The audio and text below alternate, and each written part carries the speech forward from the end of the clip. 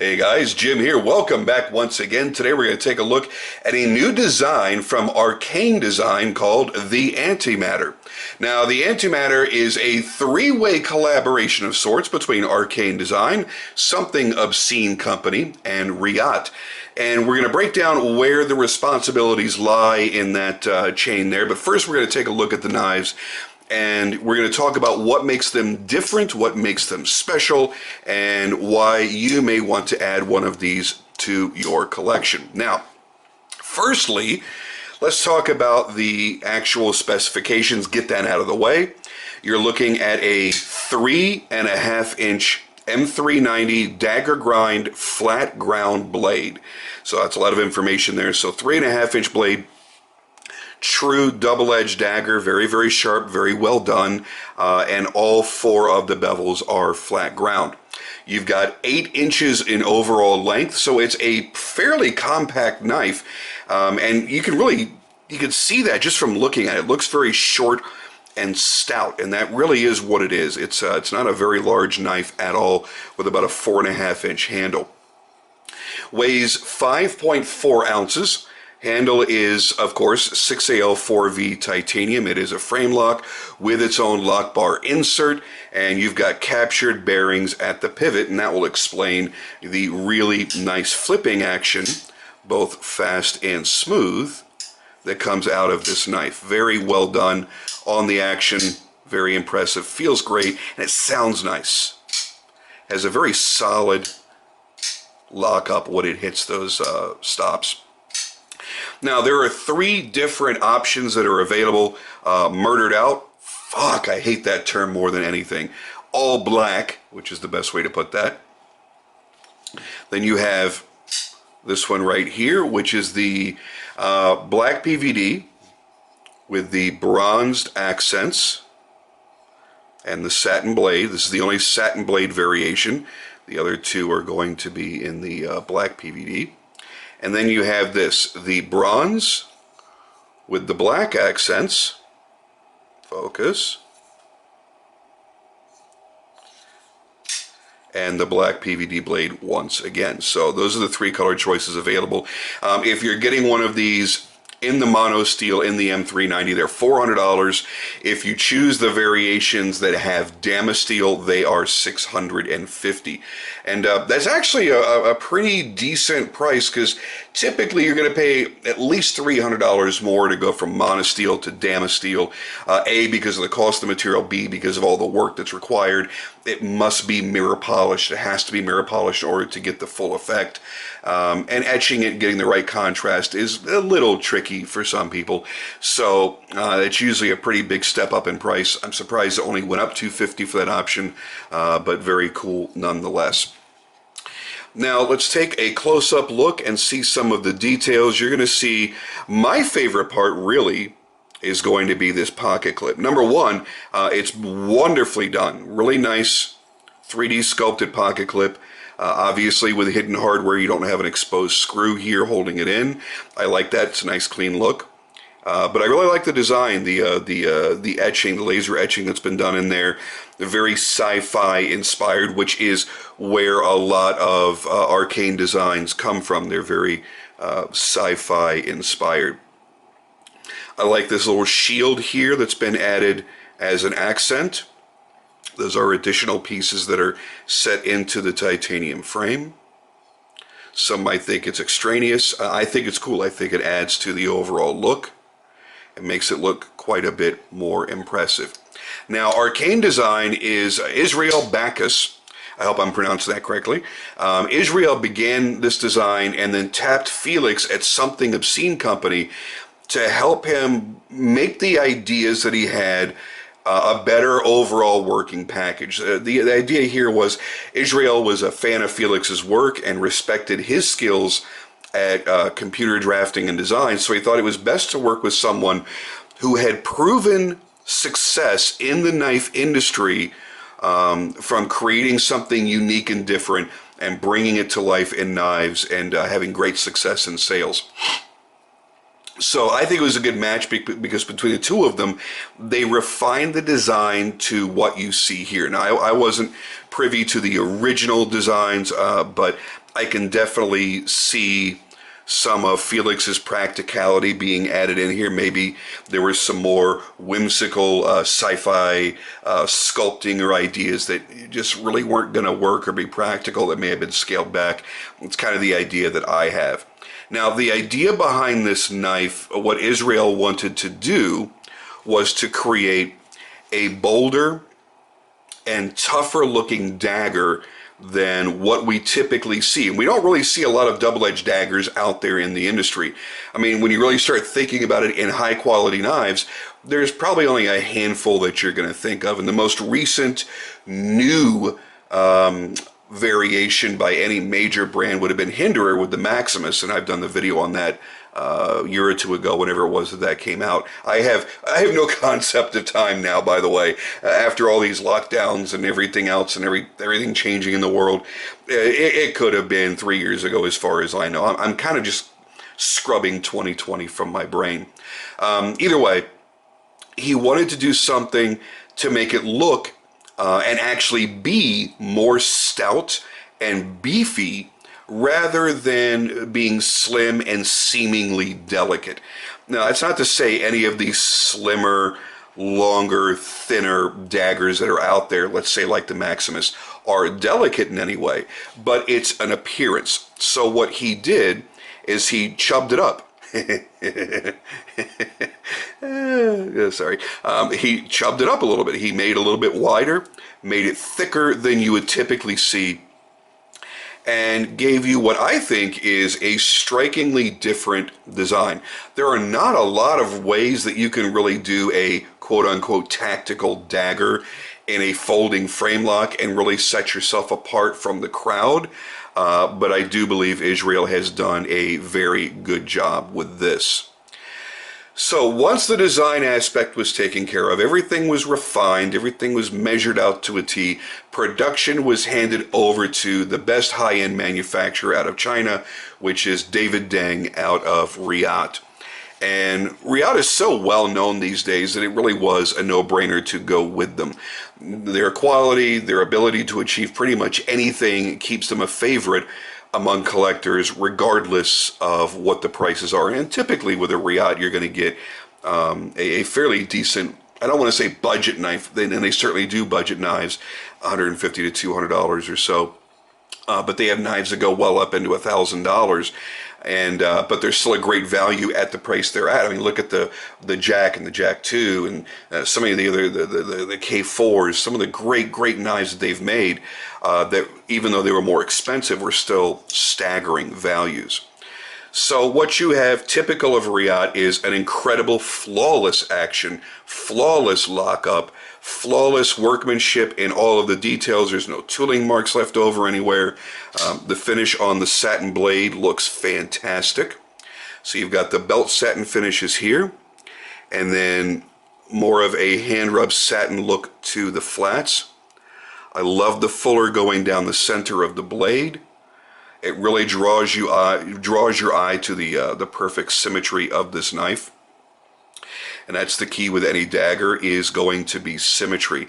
I want to pull this one in real quick because I really want you to see, the lighting will show it better, the three-dimensional nature in which this handle has been made.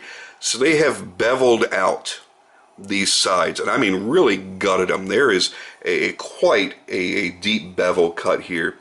So at the center, almost the spine of the flat of the handle is raised nicely and then perfectly accented by these bevels. More bevels here, very angular. And everything just works together as a beautiful, truly cohesive design. Everything is tied together well, including the way they chose to color the accents and what areas to do that with. They did a fantastic job all the way around. Now, there are some nits to pick with this knife, of course, and there are with every knife, so bear with me for a few seconds as I do that. And there's one of them right there. Is just how the blade comes out. If you're not holding the knife right, it's just going to rip right through you. So, yeah, don't do that. So, hey, yeah, sharp. Now, these are prototypes. I don't know how they're going to change as they make their way into production. I don't expect any changes. I wasn't made aware of any changes. But these prototypes will be going back to Israel just after Christmas here, after I get this uploaded. So one of these will have blood on them, just a little bit. There are things to really, really like about this, and things that I really wish were a little bit different. And I'm not saying that any part of the things that I don't like make it a failure. It's just, again, refinements. A little refinement here and there probably would have made this just a hair better. What am I going to get better contrast on? Let's do it with this version here, the bronze. So first off, it's a knife full of hot spots. Everything has an edge to it. Even though these have been softened very, very little, the design calls for having everything being stark ridges and contrasting edges. So when you're holding it, you really do feel every part of this knife. I feel this, I feel this, I feel that edge, I feel that edge, I feel the pocket clip. All that in my hand. Then in my finger, I feel all of the same things across both panels of the titanium. That irks me a little bit. I really would have liked to have seen something where it could have been rounded off more. His idea, obviously, was to come out here flat and not sloping in any way, but they really could have worked on softening, radiusing that just a little bit on the edges. And beyond that, the only other thing that's an issue for me is going to be raw in here. It's probably going to show up better with this one. Yeah. Unless you have the teeniest of fingers, you can't get your finger in between the flipper tab and the guard of the bolster. Now, it's not the biggest issue because you only need to get a little bit of your finger on there. The jimping on there is well done, and you can even push button. Am I holding it right? Nope. That's the other thing too. If you don't know where the pocket clip is, there's no other way to index this knife. You don't know which side is which unless you feel that pocket clip resting against your fingers. And remember, by the way, when you're dealing with any double-edged dagger and a flipper, you're going to have to use the guards in order to close it, because you can't do this because you're going to cut yourself. So you're always going to use the guards to bring it back down. Alright, so having so little room in here makes my finger feel a little bit claustrophobic. That irks me a little bit. I wish there was a little bit more area in which to get in there. The other thing is, everything that your finger comes in contact with is sharp. There's a sharp corner there, sharp corner there, sharp corners up here. Now, again, not a deal breaker and not the kind of thing that's going to really be a pain in the ass for you on a daily basis. But if you're a flicker like I am, if you like to just pull out your knife and play with it, burning off nervous energy, or you're just having a conversation and you're wanting to have a little bit of fun with it, or when the knife is brand new, and you're kind of breaking it in, or you're getting used to it, or you're just enjoying the action, after a while, that is going to start tearing apart your finger. Now that I'm a knife maker, my fingertips are pretty much dead. I don't really feel all that much, but I know that that sharp corner and those sharp edges are there. It's very noticeable. So to a more casual person who may have more delicate fingertips, they are really going to be bothered by that. That I would like to see if there is a future variation of this knife. I'd like to see more room in there, and the flipper tab contoured, rounded, whatever can be done to make that a little bit gentler. The other thing is, because of the shape of the knife, you really have to pay attention not to put additional pressure on the lock bar, because if you're holding it like you want to hold it like this, you almost cannot open that. You almost cannot get that detent to break, because you are pushing that detent into the blade. So you really have to kind of keep your fingers back here on the pocket clip. Great, now I'm going to have to sit here and clean all these knives with alcohol to get my blood off of them. Sorry about that, Israel. So those are the things for me that I wish were different. I think for the price point, I think you're getting a solid knife, and I think they did a great job. I love the design work. I love the bevels. I love how dramatic it makes everything look. I love that clip especially. The clip really is my favorite part. Especially, I mean, just those added bevels there that bring it to the shape that match the bevels on the titanium frame. The way that it's shaped, as sturdy and strong as it is, yet it zips right into the pocket. You don't have to pry it open. It works. The knife overall works. The blade shape, a little bit different than what we're used to. Notice it's parallel from back here at the heel of the grind all the way to about here. So about 2/3 of that grind is parallel. On a lot of daggers, you're going to see maybe up to here. And then it's going to start that sweeping down toward the tip. But again, he wanted that look of it to be maybe more sword-like, beefier and stronger and tougher was what he described to me. And by keeping those edges parallel longer, then you have a more truncated tip, and it makes it look a little bit tougher. It doesn't look quite as pokey, stabby, piercy, but that's okay, because you know it's still going to be, because it's a dagger. So again, great work by Riot. They did a fantastic job in the manufacturing, the finishing. The satin blade really is quite beautiful. It does not photograph as beautiful as it actually presents itself in real life.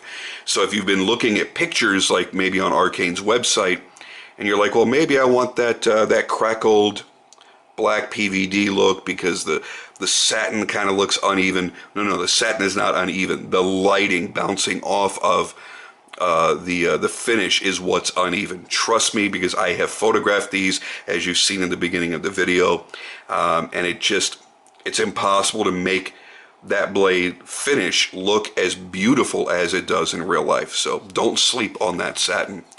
Close-up look here on the all black PVD. I refuse to use their name for the all black. I did it once out of courtesy.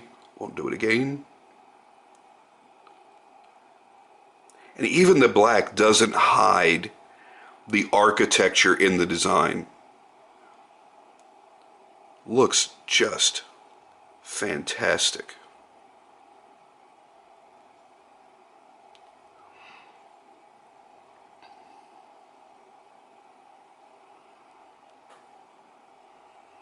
Great work all the way around.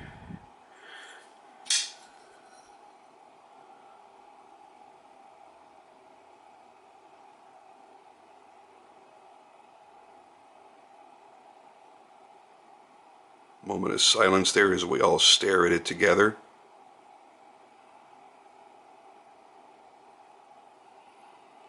So pick a favorite and go with that. I don't really see anybody being disappointed by owning these knives at all. Sure, I have my little niggles with it, those little nitpicks, but again, nothing of those was a deal breaker. These are not hard use knives. Having a little bit of a hot spot in the handle isn't that big of a deal because you're not really bearing down on it and trying to cut through something really, really insane. This is going to be a light user. This is going to be cutting twine and string and slicing boxes open and maybe possibly self-defense if you were in that position. But it's not one of those knives that you're going to hard use on a daily basis, that you're going to worry about those little imperfections that I brought up. I think overall it is one of the most unique looking of folding dagger designs that are out there right now. I think they did a great job of bringing that art into reality. It does look more like an art piece. I would have loved to have seen a full dress model. I would have loved to see one of those Damastiles with Timascus and zirconium and stuff like that, and really brought alive the art side of this. But the way that they have contrasted those particulars, I think, does quite a bit for that, for what's really going to be a daily carry knife for most people. So there you go. There's my thoughts on the knife. There's my thoughts on the design. Hope you guys enjoyed it. These are available right now. You can pick them up. I'll put a link down in the description below to Arcane's website. Also check out Felix, check out Something Obscene Company. If you've never checked out their products, man, they've got a lot of varied products that really kick ass. And Felix is really a good dude overall. And I will catch you guys on the next video.